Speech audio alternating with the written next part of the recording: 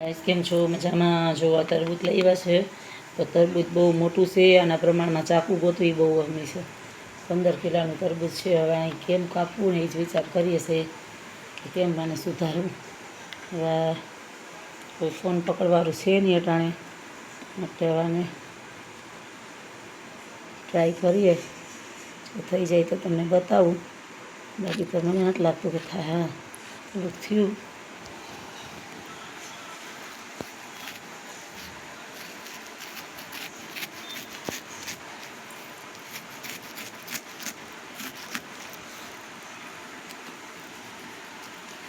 બહુ મજબૂત છે તરબૂચ.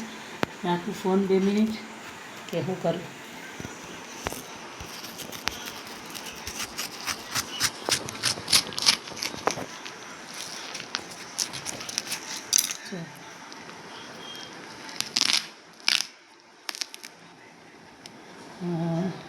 છે તો સરસ, બહુ સરસ છે.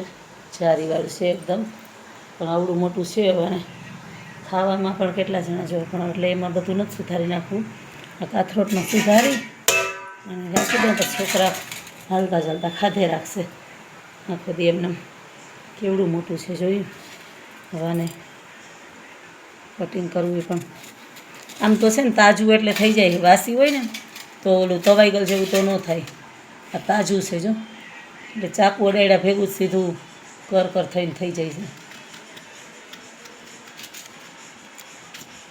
બોલો, એક હાથે મેં આખું એવડું મોટું સુધારી નાખ્યું. વિચાર કરો જો કેટલું મસ્ત છે, બહુ સરસ છે. તો હાલો, તમારે પણ કોઈને તરબૂચ ખાવું હોય ને તો આવી જાઓ. હું ચાખી લઉં પહેલાં કેટલું મીઠું છે, કેવું છે.